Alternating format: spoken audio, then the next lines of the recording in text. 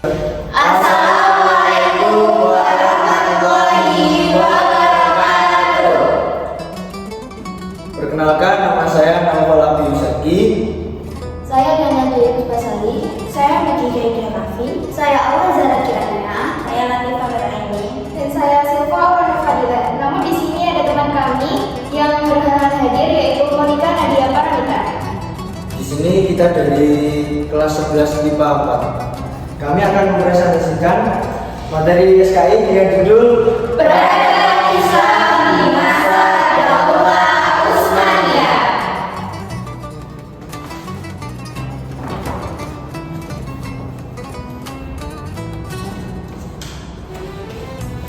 Yang pertama, sejarah lahirnya Daulah Utsmaniyah. Bangsa Turki adalah bangsa Kaukasia yang menempati wilayah semenanjung Anatolia, Turki sekarang.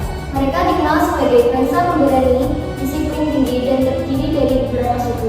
Pada masa Daulah Abbasiyah, wilayah Anatolia dikuasai oleh Daulah Bani Saljuk atau Turki Saljuk. Di perbatasan Bizantium terdapat salah satu suku Turki yang dipimpin oleh Sulaiman. Setelah wafat, kepemimpinan diteruskan oleh putranya Ertugrul. Perang Ertugrul. Saat terjadi peperangan antara pasukan Saljuk dengan pasukan Bizantium, Ertugrul bersama kaumnya membantu pihak Saljuk. Bantuan tak terduga ini membuat Saljuk menang.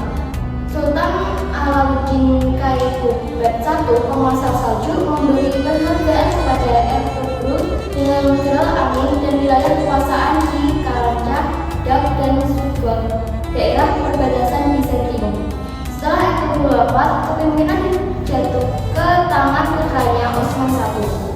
Lahirnya Daulah Utsmaniyah.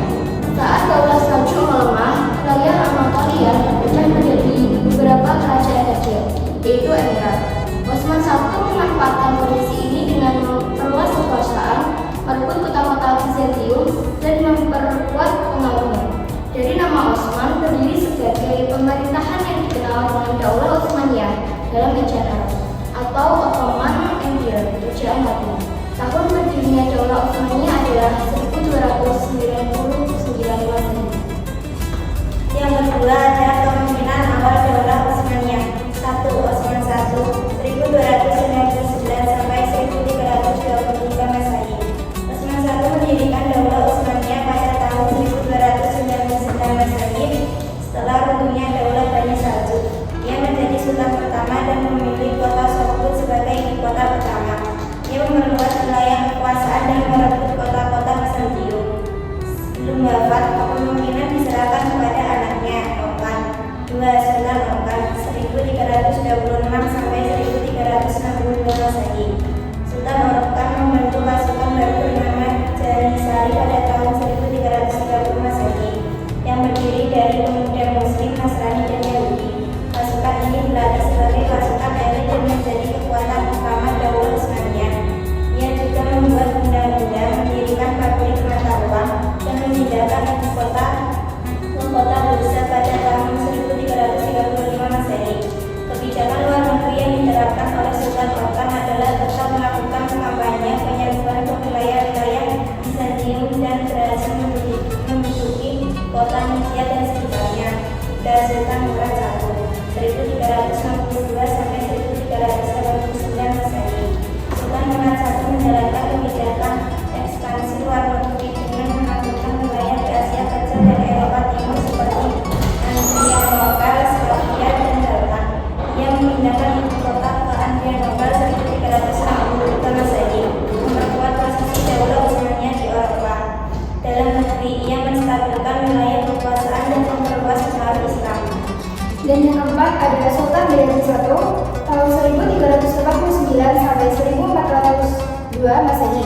Setelah Murad I wafat, dalam pertempuran Bayezid I menggantikannya. Ia dijuluki Yildirim atau Petir karena kecepatan dan ketangkasannya dalam perang. Di dalam negeri, ia fokus membentuk kader muda dan terdidik untuk memimpin bidang militer dan pemerintahan. Sedangkan kebijakan luar negerinya, ia fokus untuk terus meluaskan daerah Utsmaniyah dengan menguasai Saloniki. Bayezid I berhasil menguasai pasukan gabungan Slavia di bawah Raja Sigismund dalam pertempuran di 1296 Masehi. Kemudian yang kelima adalah Sultan Muhammad I tahun 1413 sampai 1421 Masehi. Sultan Muhammad I memimpin Daulah Utsmaniyah dalam kondisi sulit setelah perpecahan akibat serangan Mongol. Ia berhasil menyatukan kembali wilayah kekuasaan dan mengembalikan wibawa Daulah Utsmaniyah. Ia juga mengadakan perjanjian damai dengan Bizantium dan Republik Venesia. Yang terakhir ada Sultan Murad II tahun 1421 sampai 1444 Masehi. Masa kepemimpinan Murad II ditandai dengan serangan dari raja-raja Eropa dan pasukan salib. Peperangan berakhir dengan perjanjian Skergedin pada tahun 1440 Masehi yang berisi 1. Serbia dan Albania merdeka kembali. Yang kedua, Rumania bergabung dengan Hungaria. Dan yang ketiga, perang dihentikan selama 10 tahun. Setelah perjanjian, Murad II mengundurkan diri dan menyerahkan kekuasaan kepada putranya Muhammad II yang masih berusia 12 tahun. 1. Sultan Muhammad II Al-Fatih. Sultan Muhammad II Al-Fatih menjadi pemimpin Daulah Utsmaniyah pada usia 19 tahun setelah wafatnya ayahnya, Sultan Murad II. Sejak kecil ia mendapat pendidikan agama dan ilmu politik dari para ulama dan guru terbaik, sehingga tumbuh menjadi sosok yang cerdas, tegas, alim, dan taat pada Allah. Salah satu pencapaiannya adalah menaklukkan Konstantinopel pada tahun 1453 Masehi. Penaklukan ini telah lama dinantikan oleh umat Islam, sebagaimana disabdakan Nabi Muhammad SAW bahwa kota itu akan jatuh ke tangan pasukan Muslim yang terbaik. Muhammad Al-Fatih mempersiapkan pasukannya dengan sangat matang dan memperkuat strategi militer untuk mengepung kota yang sangat kuat itu. A. Penyerbuan ke Konstantinopel. Penyerbuan ke Konstantinopel 1453 Masehi dilakukan oleh Sultan Muhammad II Al-Fatih dengan kekuatan sekitar 200 pasukan. Ia mengepung kota Konstantinopel yang dikelilingi tembok kuat dan laut. Setelah beberapa minggu pengepungan, pasukan Daulah Utsmaniyah mulai kehabisan logistik, tetapi Sultan Al-Fatih tidak menyerah. Ia kemudian membuat strategi khusus dengan mengalihkan kapal perang melalui daratan menggunakan kayu gelondongan untuk mengejutkan musuh dari arah pelabuhan. Titik lemah pertahanan kota. Serangan ini dilakukan pada malam hari dan mengejutkan pasukan Bizantium. Akhirnya pada 29 Mei 1453, pasukan Utsmaniyah berhasil menyerbu masuk ke dalam kota. Kaisar Konstantin Paleologus tidak mampu membendung serangan besar itu dan tewas dalam pertempuran.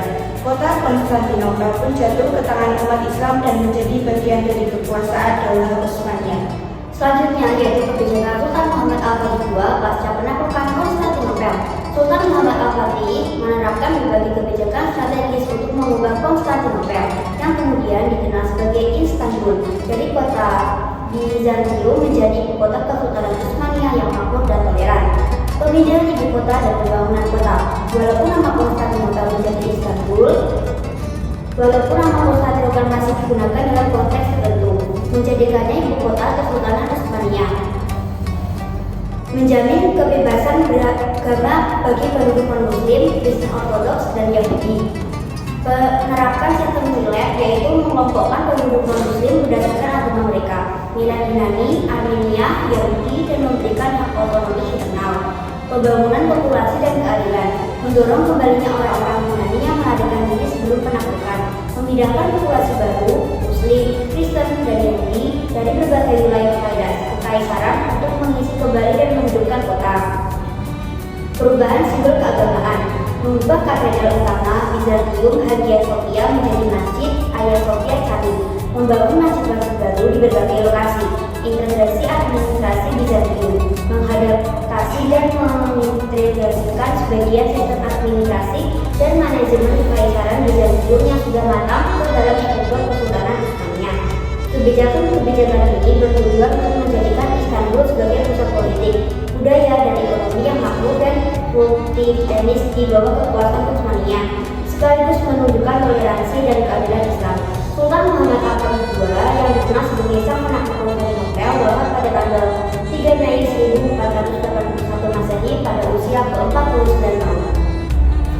Selanjutnya adalah pada masa Sultan Sulaiman Agung tahun 1520 sampai 1566. Daulah Utsmaniyah mencapai puncak kejayaan. Wilayah kekuasaannya meluas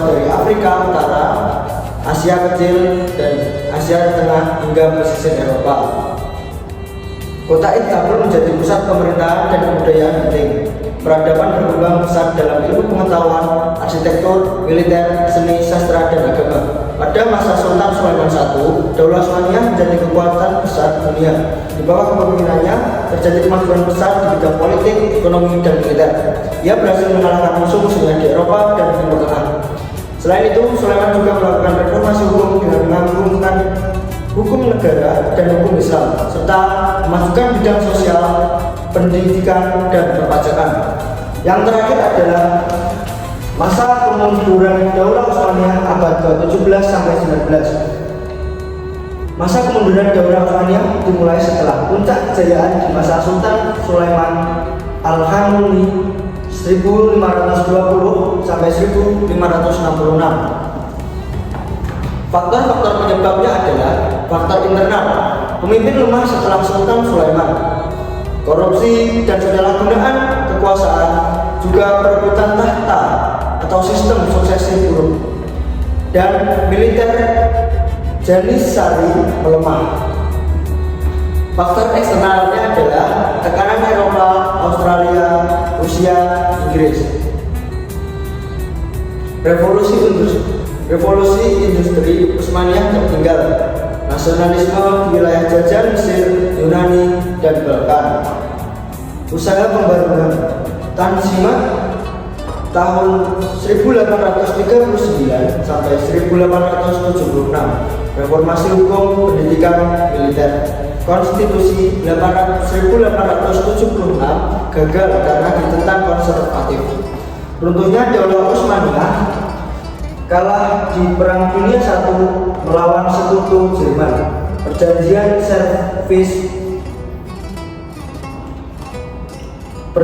Sevres tahun 1920 wilayah dibagi negara sekutu. Dan yang terakhir Musaphah Ataturk tahun 1924 telah menghapus kekhalifahan sampai Republik Turki. Dan di sini ada tokoh-tokoh kepemimpinan awal Daulah Osmaniyah.